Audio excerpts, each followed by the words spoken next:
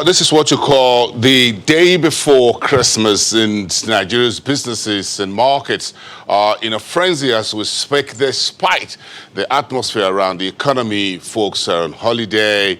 A number of folks are also moving out, while folks are coming in. And what you got in the city of Lagos, the home of Channels Television, is vehicular snarl. Well, let's put it all together. And it's a little bit cold in here this morning. So let's get ourselves wrapped up for Business Morning this Tuesday, the 24th of December.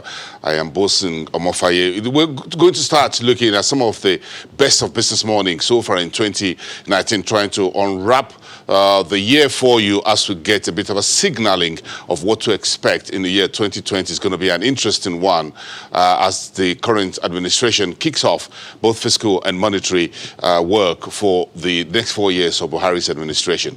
One of what's been dropped on the table over the weekend in the last 48 hours was the Central Bank of Nigeria revised guidelines on bank charges. The regulator got some kudos for the new guidelines, which will come into effect the 1st of January 2020. As we said yesterday, it's a comprehensive document.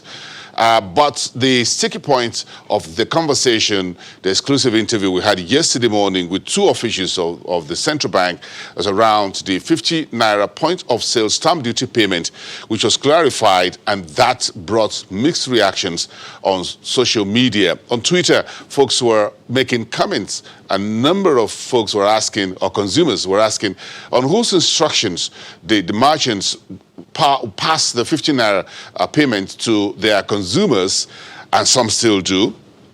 What's the role of the central bank in the entire controversy around the payment of 50 naira stamp duty, and what window do consumers have for redress for those who already paid the 50 naira at the point of sale at petrol stations, at some merchants and other places across the country? That's still the conversation ongoing right now as people welcome the new development, but they're asking, how do they get their money back for those who had paid, and how do they move forward to ensure that they are not charged for these 50 naira point of sale stamp duty? Meantime, one of the investment bank and securities trading firm, which is also listed on the stock exchange, United Capital, had this to say in a research note released this morning. And they're saying, quote, prior to the new guideline, we had expected banks' fee-based income to be stable and reduce the expected impact of lower interest income in 2020. However, with the latest regulation, 2020 is going to be tough for the bank, as all revenue lines may be under pressure. According to United Capital, in our opinion, this will compel the bank to seek lending outlets to shore up interest income. That's the story. So the investment bank, United Capital, are now looking at how the new guidelines effective January 1st next year will impact on the banks themselves, who will see some of their income eroded or at least reduced sharply by the latest guidelines by the central bank. So that's the curtain raiser in terms of what the analysts think about the latest development. All of that, all of this and more will be coming through in the days ahead.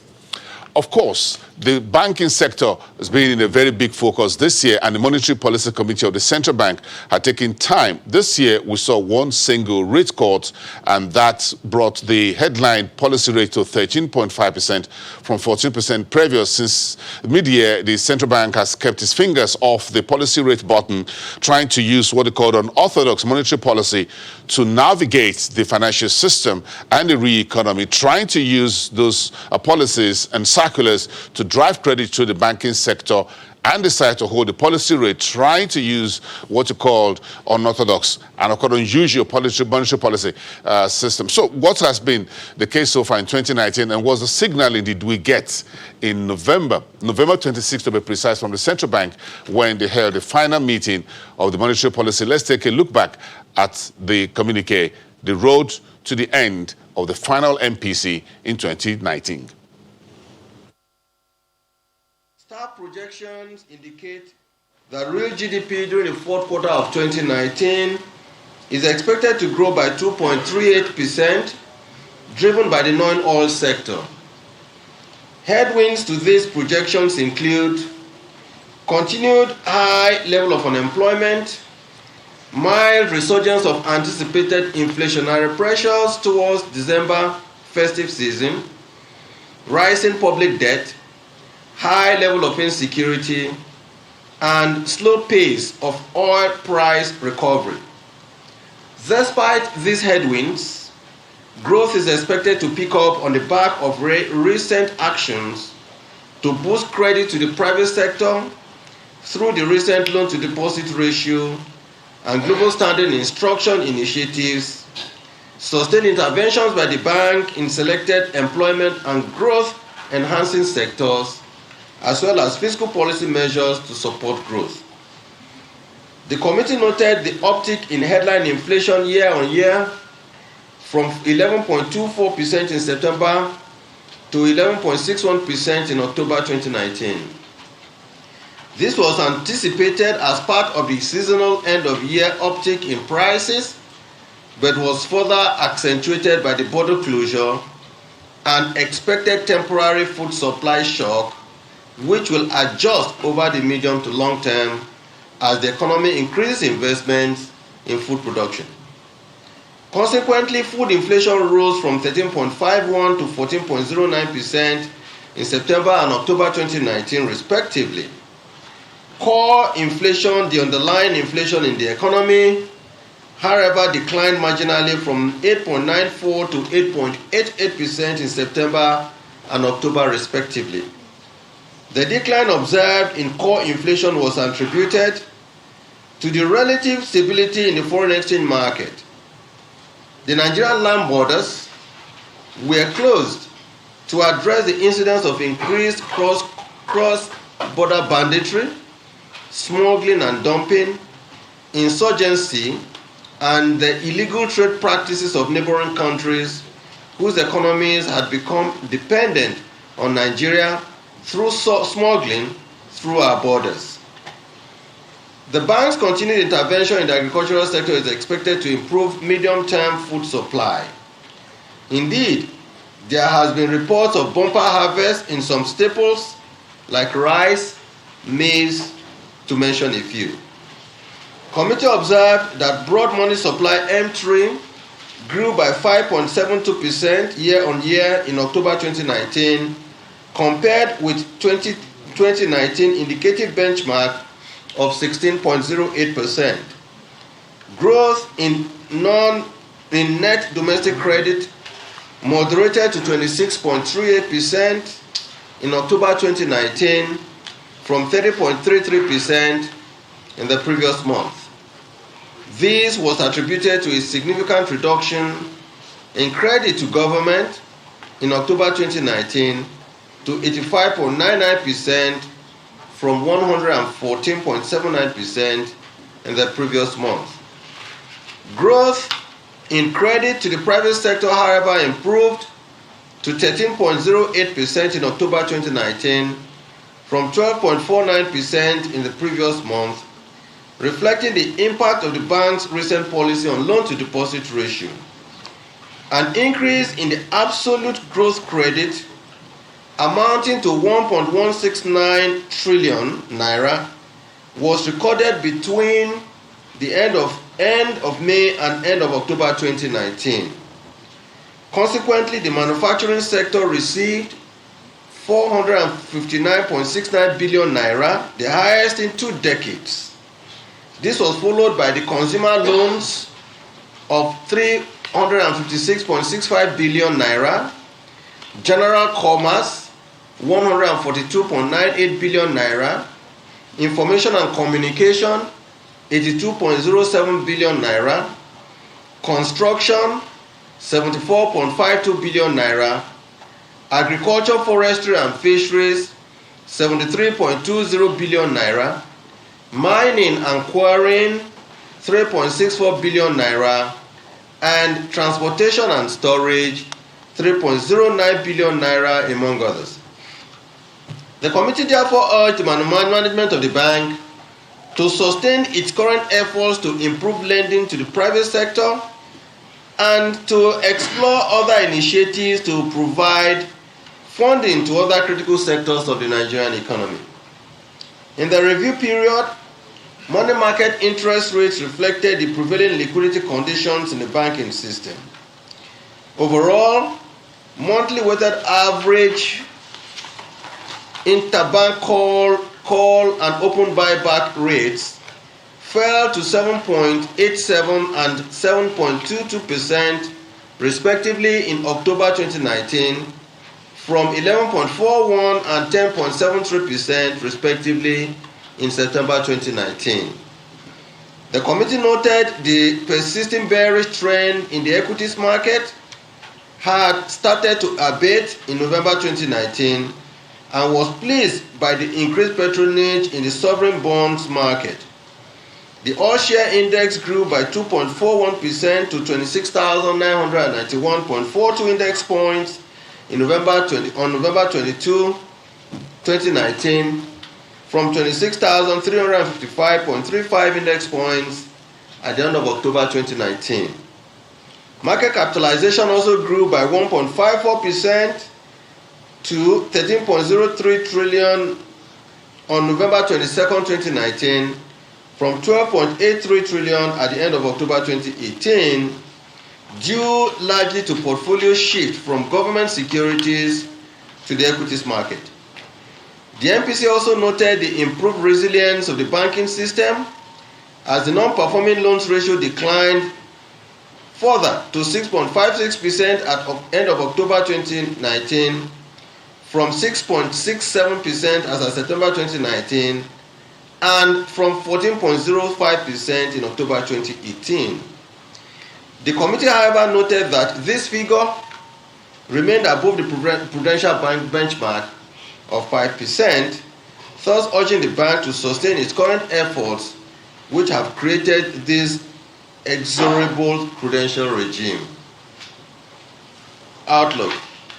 Overall, the medium-term outlook for the domestic and global economies remain to be clouded with uncertainties associated with the persisting trade wars between the U.S. and its major trading partners, financial vulnerabilities, rising levels of public and corporate debts, pockets of geopolitical tensions, and weakening global output.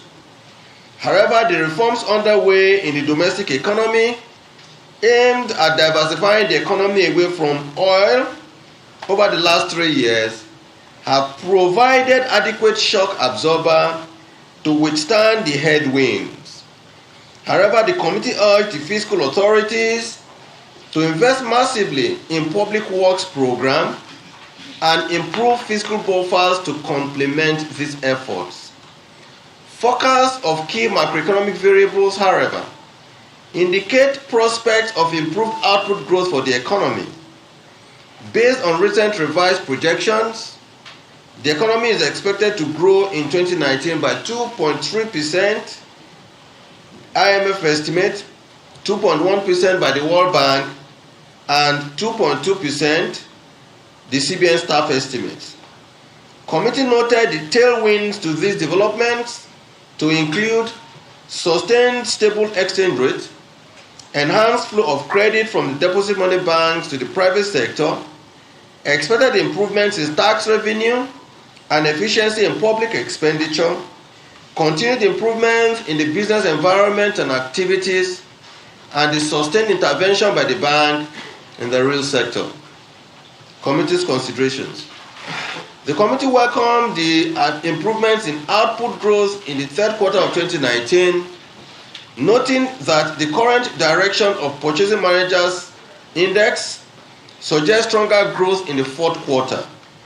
It, however, re-emphasized the need for diversification to strengthen the productive base of the economy and reduce dependence on oil. Diversification has become necessary now that Nigeria has signed the African Continental Free Trade Agreement, AfCFTA. To achieve this, the committee urged the federal government to continue to improve the investment climate and ease of doing business to attract foreign direct investment. Particularly, the government should, as a priority, improve conditions for global auto manufacturers, including for aviation and rail industries, to invest in the country. The committee commended the expansion in manufacturing output, noting that it was a direct fallout to the policy on loan deposit ratio. The committee called on government to urge the Pensions Commission to improve the prudential requirements for pension funds to refocus their investment portfolio away from their traditional choice of government securities in favor of other viable long-term investments in real estate, manufacturing, agriculture, and indeed infrastructure. Moreover, the committee called on strong visibility of fiscal and structural policies to improve infrastructure and investment conditions in the economy.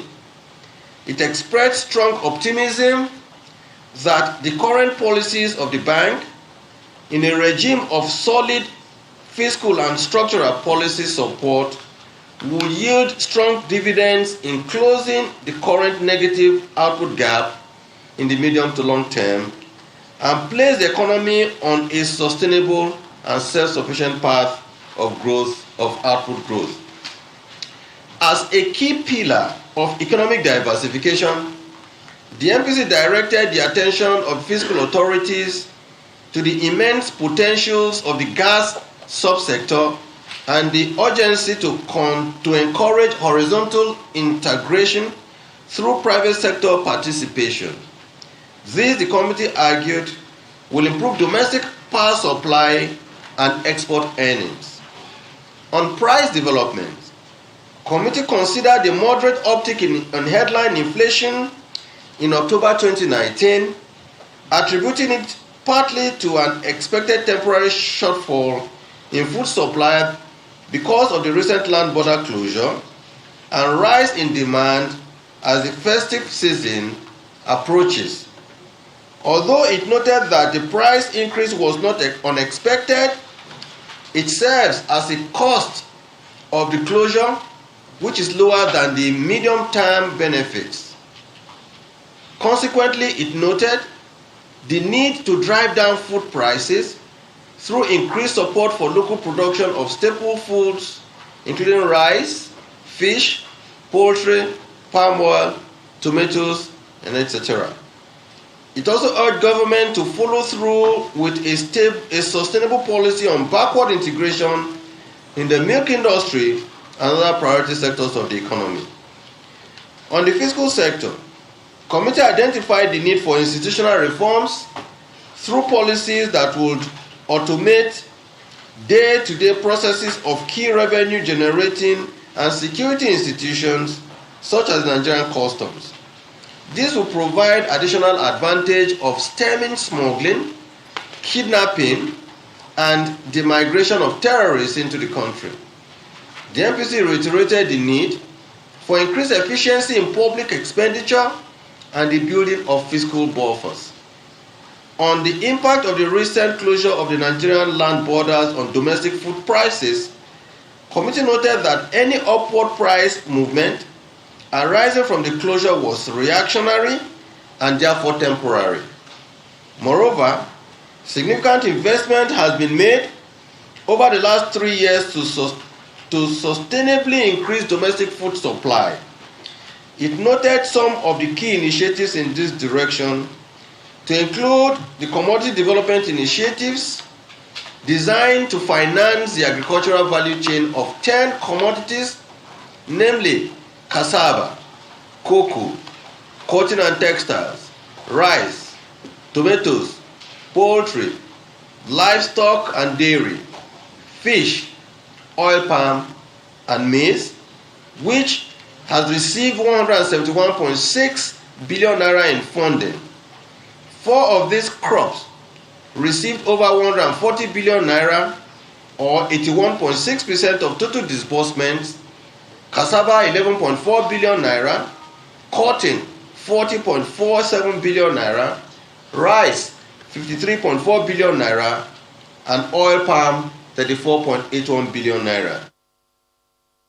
The governor of the central bank, Godwin Emefiele. When we come back, we'll talk about consumers' markets. It's the final day. Folks are shopping for food and other items. So what is the latest from the market survey by Financial Derivatives Company? We'll talk about that as among other burning economic issues in part 2.